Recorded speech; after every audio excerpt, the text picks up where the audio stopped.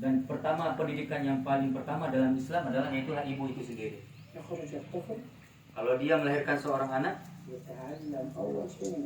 maka pendidikan pertama yang dipelajari oleh si anak adalah mereka akan belajar dari ibunya. Apa yang dipelajari oleh anak? Padahal anak itu kan masih dalam penyusuan, tapi dia tetap akan belajar dari ibunya langsung dari sang menyusui. Dan wajah pertama yang disaksikan oleh si anak di saat dia lahir adalah langsung wajah ibunya. Apa yang dilihat? Yaitu dia seorang anak pasti akan menyaksikan seorang ibu pas melahirkan, langsung yang dilihat pertama kali adalah ibu yang tersenyum melihatnya. Kemudian dia akan belajar dari ibunya itu bagaimana cara makan. Bayangkan 9 bulan dalam kandungan ibu dia tidak makan. Langsung masuk energi ataupun gizi yang langsung masuk ke dalam pusarnya si anak lewat makanan si ibu. Kemudian ketika dia sudah dilahirkan, dia akan mempelajari bagaimana ibunya makan lewat mulut. Apa yang dimakan oleh anak baru lahir? Apakah sate, kata Syekh?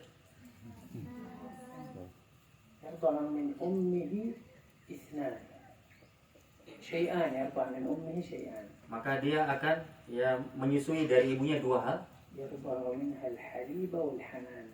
Yaitu yang disusui oleh seorang ibu sebenarnya adalah susu itu sendiri. Yang kedua adalah rasa lembut dan kasih sayang ibu kepada anak. Jadi susu itu sebenarnya adalah bukan hanya sekedar susu ibu, namun ada kelembutan dan kasih sayang ibu di susu itu. Itulah yang diasihkan kepada anak.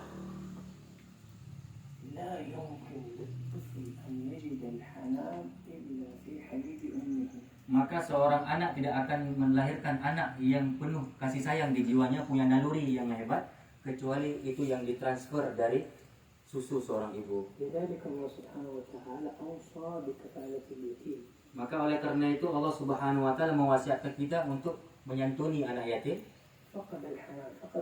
Kenapa harus kita santuni anak yatim? Karena anak yatim sudah hilang kasih sayang dari seorang ibu dan dari seorang ayah. Maka pendidikan pertama, sekolah kali pertama adalah ibu. Ibulah yang pertama kali mengajari anak itu bagaimana cara berjalan. Ibulah yang mengajari anaknya bagaimana bisa gembira dan ketawa. Nah, ibulah yang mengajari anak itu ketika menangis bagaimana cara berdiam dari tangisan. Maka tidak ada manusia sehebat seorang ibu kecuali seorang ibu. Maka ibu itulah pendidikan dan kampus terbesar di muka bumi ini, pendidikan seorang ibu. Ada terkadang seorang ibu melahirkan anak kembar.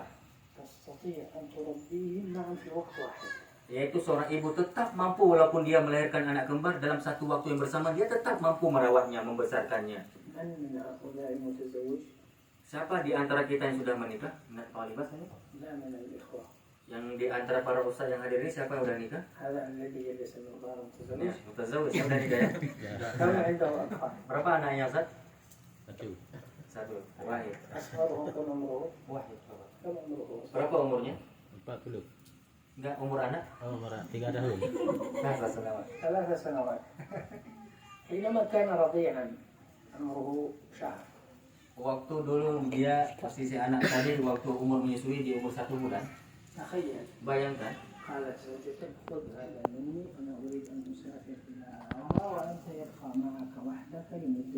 Bayangkan seandainya anak yang baru 1 bulan, kemudian istri tunggu ingin berangkat umroh misalnya, ya 1 bulan berangkat umrohnya. Kemudian anak bayi ini dititipkan sama tunggu.